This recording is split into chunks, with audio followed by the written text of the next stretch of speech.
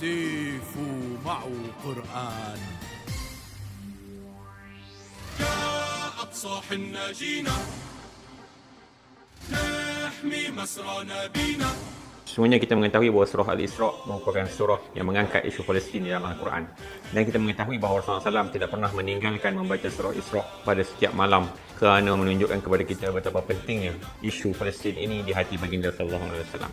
Dan kita melihat pada awal lagi surah Isra telah menyebutkan tentang janji kepada umat ini untuk membebaskan Masjidil Aqsa Al-Mubarak pada kali pertama dan pada zaman kita hari ini. Berdasarkan firman Allah, فإذا جاء وعد أولاهما بعثنا عليكم عبادا لنا أولي بأس شديد فجاسوا خلال الديار وكان وعدا مفعولا ثم رددنا لكم الكرة عليهم وأمددناكم بأموال وبنين وجعلناكم أكثر نفيرا إن أحسنتم أحسنتم لأنفسكم وإن أسأتم فلها فإذا جاء وعد الآخرة ليسوءوا وجوهكم وليدخلوا المسجد كما دخلوه أول مرة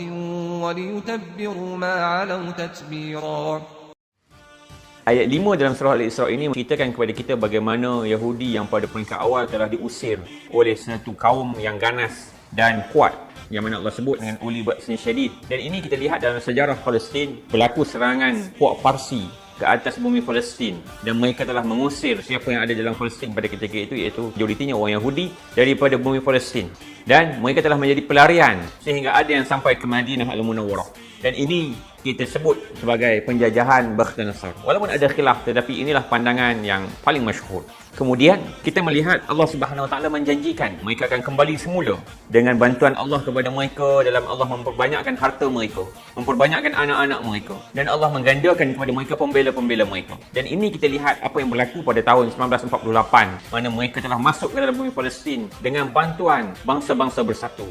Dan kita juga melihat janji Allah Subhanahu Wa Taala yang sebagai kita menganggap ia adalah ramalan yang akan datang dalam Al-Quran, dan ramalan Al-Quran ini pasti benar, yang mana Allah mengatakan bahawa sekiranya mereka melakukan kejahatan, Allah Subhanahu Wa Taala akan menghantar satu kaum untuk memburukkan wajah mereka, dan kaum ini akan masuk ke dalam masjid seperti mana mereka telah masuk kali pertama. Dan kita tahu bahawa kali pertama yang telah masuk ke dalam masjid adalah pada zaman Umar Al-Khattab radhiyallahu anhu, yang mana mereka telah masuk ke dalam masjid dalam keadaan penuh tawaduk dan penuh dengan kedamaian. Jadi inilah yang kita nanti-nantikan, kemenangan untuk kita merobohkan kebongkakan yang dibina di atas Masjid Al-Aqsa Al-Mubarak sekian hari sejak 1948 sehingga hari ini.